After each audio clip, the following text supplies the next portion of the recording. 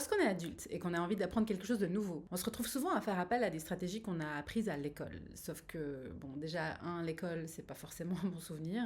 Et puis même si ça l'est, c'est pas de ces stratégies-là dont on a forcément besoin, parce qu'on apprenait dans un cadre très spécifique et on apprenait à se préparer pour des examens sans y voir nécessairement le sens. Alors que quand on est adulte, on va vouloir reprendre ce contrôle-là. On sait pourquoi, idéalement, on a envie d'apprendre cette nouvelle chose. Apprendre à apprendre, oui, ça s'apprend à apprendre quand on est adulte. C'est pas uniquement des techniques de mémorisation, d'attention ou de prise de notes, c'est bien plus large que ça. Comprendre qui on est, quel est notre rapport à l'apprentissage, si on se sent confiant, si au contraire on a peur, quelle est notre motivation réelle dans cet apprentissage qui nous permettra de persévérer quand il y aura des moments forcément un petit peu plus difficiles, comment réguler un peu nos émotions justement dans ces moments-là, en faire des alliés.